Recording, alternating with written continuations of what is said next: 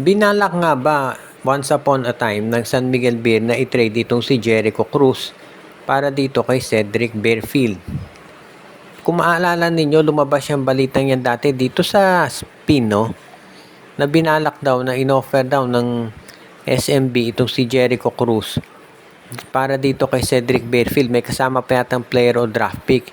Pero tumanggi daw itong Blackwater dito sa offer na yan ng SMB. At ang nangyari, ang kinuha ng SMB itong si Wami Tiongson at ang naging kapalit naman, or rather kinuha ng SMB si Jerica Hanmisi, kapalit naman itong si Wami Tiongson. Naaalala nyo yung trade na yan, no? Kasama din sa trade na yan si Chris Miller at si Paulo Hernandez. Ngayon, ang tanong ng karamihan, totoo nga kaya na sinubukan ng SMB na i-trade dito si Jericho Cruz?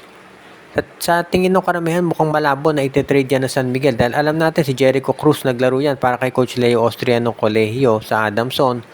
At nakita naman natin ang ganda ng tandem nila, ito si Jericho Cruz at si Don Troliano talaga. Pag sila nagsasabay doon sa court, bagay na bagay at kabisado nila ang laro ng isa't isa. Ngayon, nasabi naman ng iba, ito si Jericho Cruz, binalak talaga yan ng San Miguel na i-trade. Kasi ang plano daw ng San Miguel, kapag na-trade si Jericho Cruz, ang magiging shooting guard nila si Jerica Hanmisi, kapanitan ni CJ Perez. At ang magiging point guard naman nila ay itong si Cedric Bearfield at si Chris Ross. Kasi nga ngayon, medyo unusual na yung lineup ng San Miguel. Ang ginagawang point guard si Jerica Hanmisi at si Chris Ross. Kaya daw sabi ng iba, yung pagkuha kay Hanmisi ay senyales na balak talaga nilang i-trade noon itong si Jericho Cruz. Yun nga lang, hindi pumayag ang Blackwater na ibigay si Bearfield. Kung ano pa man yan, sa tingin ko mukhang stay put na o hindi na iti-trade ng San Miguel talaga to si Jericho Cruz since lately, maganda naman talaga ang nilalaro nito sa San Miguel Beermen.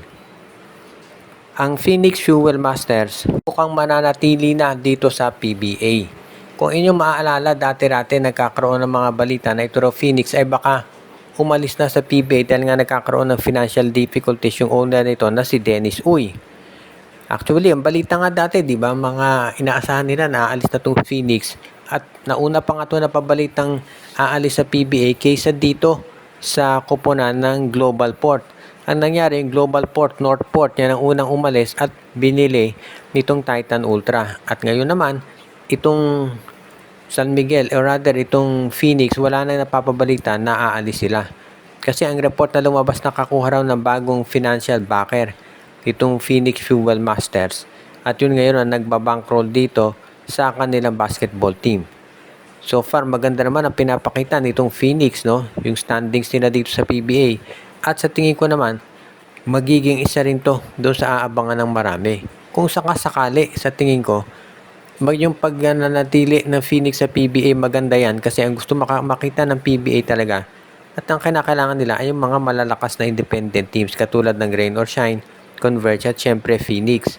At kapag ganyan mayroong mga independent teams sa PBA, mawawala na yung batikos na ang nasa PBA lang ay ang naglalaban lang dyan ay yung dalawang malaking kumpanya, yung SMC at yung MVP Group. So kung meron kang malakas na independent team, maganda na yan para dito sa liga. At yan naman talaga ang dahilan kung ba't marami ang naniniwala na itong Phoenix Fuel Masters ay mananatili dyan. Ngayon, kung sino man yung baka nila, kung totoong yung Escandor family, ang importante lang dito ay nandito pa sa PBA itong Phoenix at nagbibigay ng magandang kompetisyon dito sa iba't ibang mga teams ngayon sa liga. At yan ang importante at yan ang hinahanap ng mga fans.